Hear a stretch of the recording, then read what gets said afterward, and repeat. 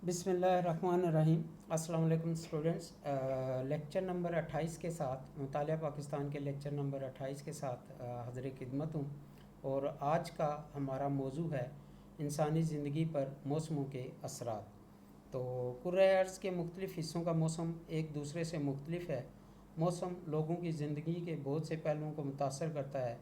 हम अपने ही मुल्क में मौसम के इंसानी ज़िंदगी पर असरात का मुशाहिदा कर सकते हैं। मसलन शुमाली और शुमाल मगरबी पहाड़ी इलाकों में लोग घरों की छतें ढलवान बनाते हैं ताकि वो कसरत से होने वाली बारिशों और बर्फ़बारी के असरात से महफूज रह सकें।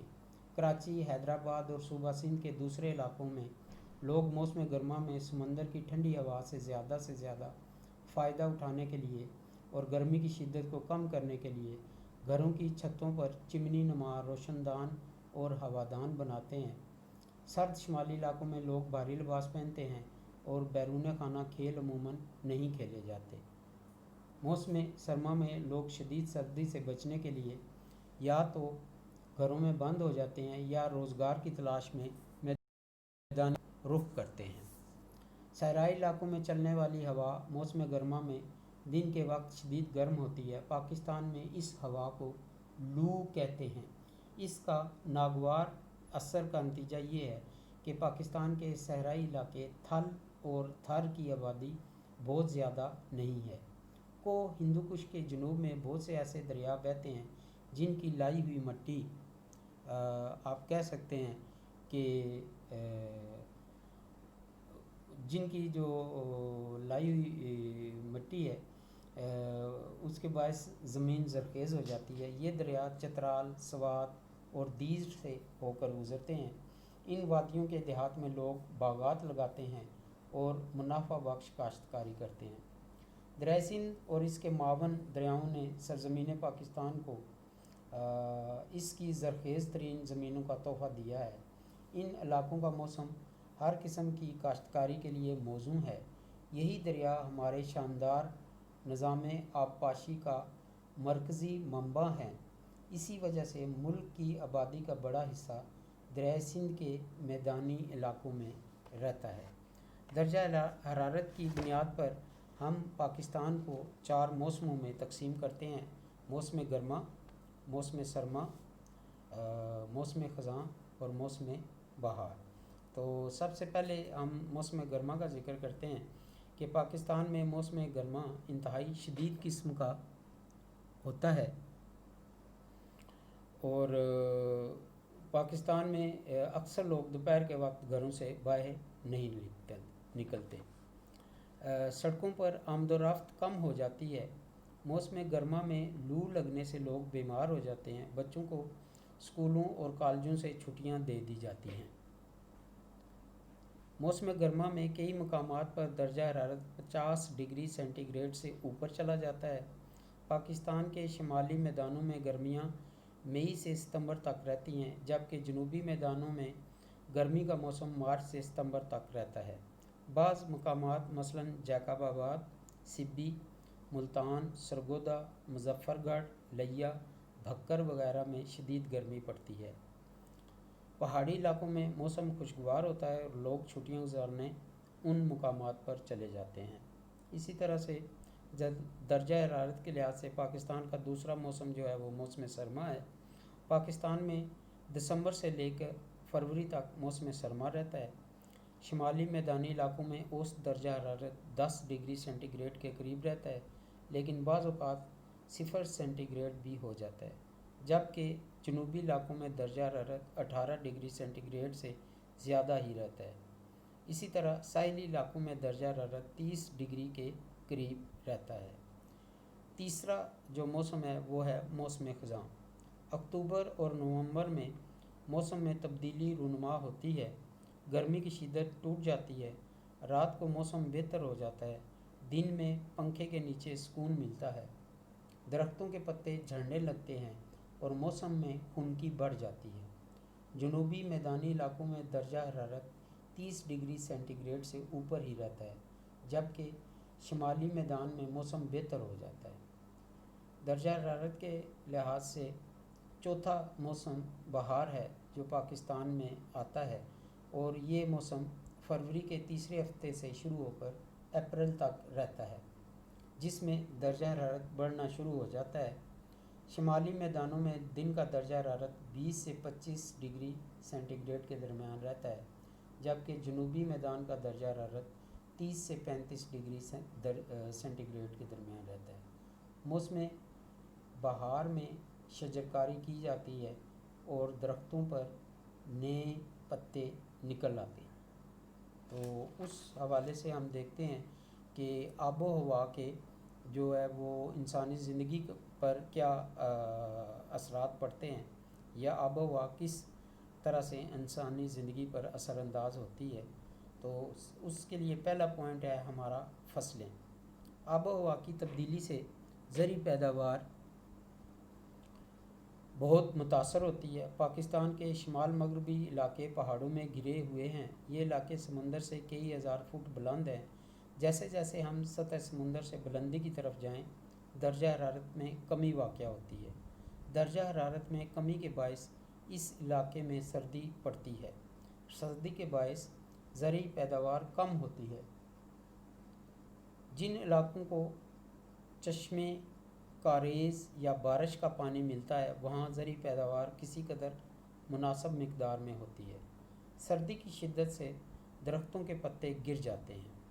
और फिर हम देखते हैं कि गर्मियों के मौसम में लोग जो है लिबास के हवाले से लोग जो है हल्के कपड़े पहनते हैं, छतरी और टोपी इस्तेमाल करते हैं। पानी और मशरूबात का भी इस्तेमाल बढ़ जाता है। गर्मियों में गंदम की फसल, खरबूजे और आम पक जाते हैं। मैदानी इलाकों रावलपिंडी, लाहौर, मुल्तान, कराची और पेशावर में शदीद गर्मी पड़ती है। अक्सर लोग मरी, अयूबिया, नथिया गली जैसे ठंडे मकामात पर गर्मियाँ गुजारने चले जाते हैं। और इसी तरह से मौसम सरमा में लोग गर्म और ऊनी कपड़े पहनते हैं। सर्दियों में गोश्त, मछली और अंडों का इस्तेमाल बढ़ जाता है। लोग धूप और आग के सामने बैठना पसंद करते हैं। दिन छोटे और रातें लंबी हो जाती हैं। बुलंद पहाड़ों पर बर्फ़बारी होती है। बर्फ़ से रास्ते भी बंद हो जाते हैं। ज़िंदगी मफलूज होकर रह जाती है। लोग मैदानी इलाकों में शिफ्ट हो जाते हैं। इसी तरह से हम देखते हैं कि सियाहत के फ़रोग़ को अगर हम देखें तो पहाड़ी इलाके निस्बतन कम गुंजान आबाद हैं। पहाड़ी इलाकों में मादनियात के ज़खायर भी मिलते हैं। यहाँ के लोग मेहनती और जफाकश होते हैं।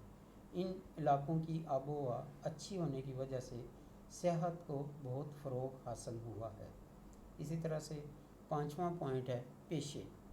मौसमी हालात इंसानों के पेशों पर भी असरानंदाज होते हैं, यानी कि उनका जो काम काज करने का अंदाज़ है उस पे भी वो असरानंदाज होते हैं।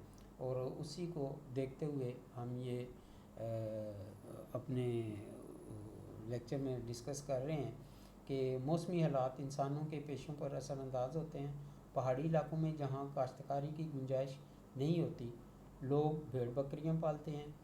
भेड़ों की ऊन से मुख्तलिफ़ मसनूआत तैयार होती हैं।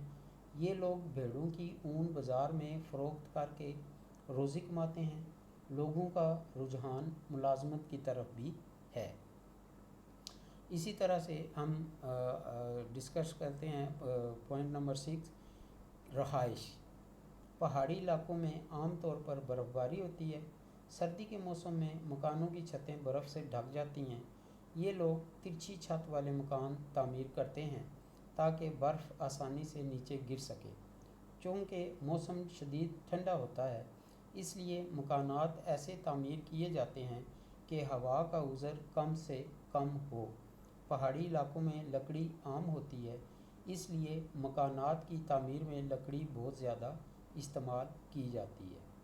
इसी तरह जो सहरा के लोग हैं अपनी बुदोबाश का जुदागाना अंदाज़ रखते हैं।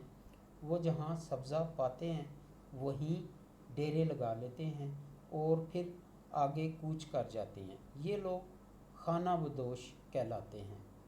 ये लोग गर्मियों में दिन के वक्त सफ़र नहीं करते क्योंकि धूप बहुत शदीद होती है। इन लोगों ने जुग्राफियाई हालात के पेश नज़र اونٹ کی سواری کا انتخاب کیا ہے۔ اونٹ کے قافلے عام طور پر رات کو سفر کرتے ہیں۔ اسی طرح سے ہم دیکھتے ہیں جی کہ موسمی جو تغیر و تبدل ہے وہ خوراک پر کس طرح سے اثر انداز ہوتا ہے۔ ہر علاقے کے لوگوں کی خوراک مختلف ہوتی ہے۔ پہاڑی علاقوں کے زیادہ تر لوگ بھیڑ بکریاں پالتے ہیں، اس لیے گوشت ان کی مرغوب غذا ہے۔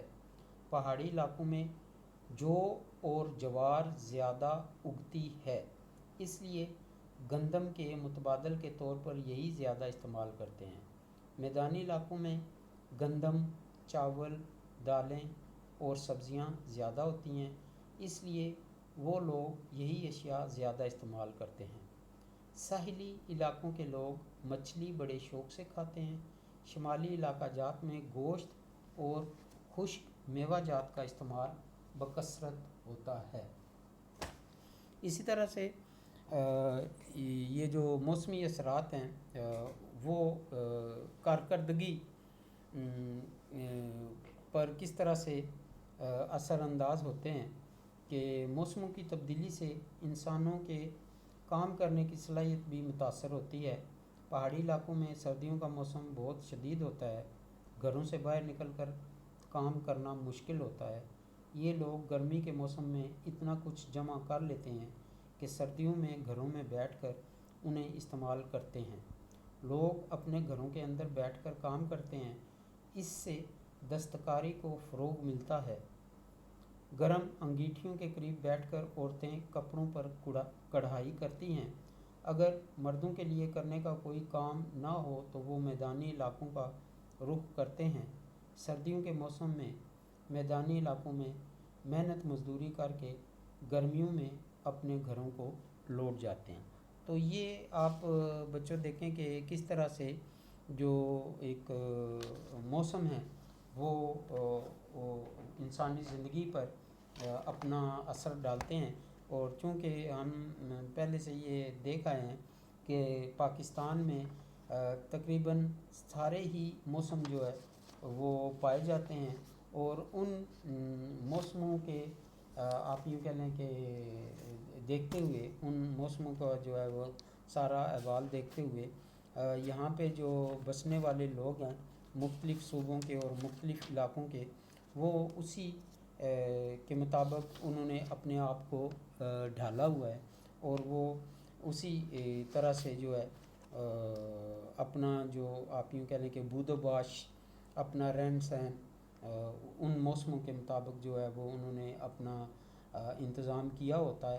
اور یہ بھی اللہ تعالیٰ کی ایک بہت بڑی نعمت ہے کہ ان چیزوں کو دیکھتے ہوئے ہم کہہ سکتے ہیں کہ پاکستان ایک اللہ تعالیٰ کی ایک ایسی تخلیق ہے کہ جس میں دنیا کا ہر موسم پایا جاتا ہے۔ آپ دیکھیں کہ جیسے آج کل کا دن ہے تو کراچی میں یا جو سندھ کے علاقے ہیں وہاں پہ گرمی جو ہے وہ اپنے زوروں پہ ہے، لیکن آپ اس طرف شمالی علاقہ جات کی طرف چلے جائیں تو وہاں پہ آپ کو آج بھی برف سے ڈھکے ہوئے پہاڑ نظر آئیں گے، اور وہاں پہ جو لوگ اپنی زندگی گزار رہے ہیں وہ وہی سردیوں والا جو ہے وہ ماحول بنا ہوا ہے۔